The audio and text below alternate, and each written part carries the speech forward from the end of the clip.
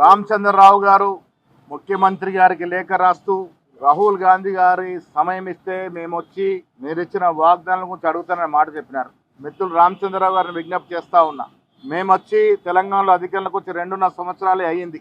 మీరు కేంద్రంలో అధికారంలోకి వచ్చి మోడీ గారు ప్రధానమంత్రి 12.5 సంవత్సరాలు అయింది. ఈ 2.5 సంవత్సరాల తర్వాత మాట్లాడుకుందాం, కానీ 12 సంవత్సరాల ముందు ఆనాడు 2014 ఎన్నికలకు వచ్చే ముందు మీరు ఇచ్చిన వాగ్దానాలు 2 కోట్ల ఉద్యోగాలు, బ్యాంకు ఖాతాల్లో 15 లక్షల జమ, పెట్రోల్ డీజిల్ ధరల తగ్గింపు, పేదవాడి జీవితాలు బాగు చేస్తాం, ఎన్నెన్నో మాటలు చెప్పి అధికారంలోకి వచ్చారు.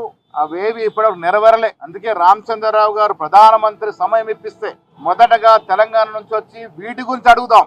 మేము అధికారంలోకి వచ్చింది 2023లో, మీరు 2014లో వచ్చారు. మీరు ఈ 12.5 సంవత్సరాలుగా ఇచ్చిన వాగ్దానాలు ఏ విధంగా పూరించినారు, ఏవి పెండింగ్ ఉన్నాయో మొదటగా ప్రధానమంత్రి గారి సమయం మీరు ఇప్పిస్తే వారిని కలిసి ఇవన్నీ అడుగుదాం. దాని తర్వాత రాహుల్ గాంధీ గారి గురించి ఆలోచిద్దాం.